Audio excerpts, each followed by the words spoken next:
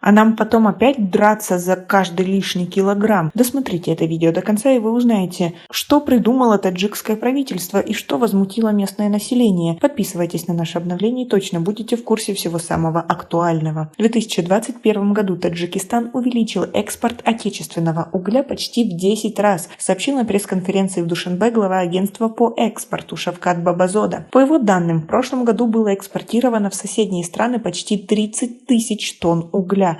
Таджикский уголь в основном экспортирован в Афганистан, Пакистан, Узбекистан и Казахстан. Большая часть экспорта приходится на Афганистан, уточнил председатель агентства. Бабазода добавил, что новое направление экспорта имеет большие перспективы и в дальнейшем планируется наращивать темпы экспорта. А как вы относитесь к такой политике государства? Ведь этой зимой уже было много скандалов по поводу того, что людям не хватало угля на всех. Да и цены на него были такие, что многие хватались за голову. И в принципе, если они нацелены на то, чтобы увеличивать экспорт, то возможно, что этой зимой таджикам не достанется собственного угля, и нам придется закупать в соседних странах.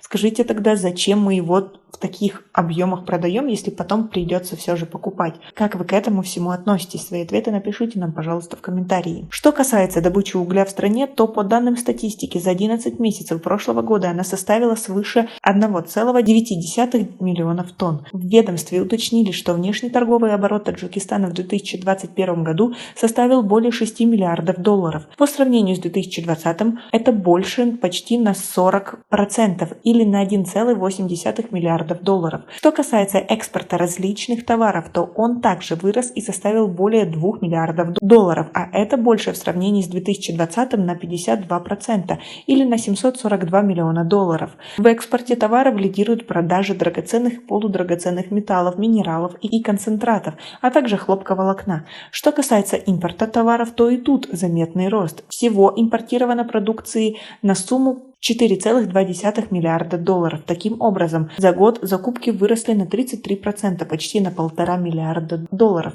А как вы думаете, правильно ли страна действует в экономических связях и при продажах? Или можно было бы меньше продавать, а больше пользоваться внутренней продукцией? Как вы думаете? Свои ответы напишите нам, пожалуйста, в комментарии. У нас пока на этом все. Оцените наше видео подпиской и лайком. До скорой встречи!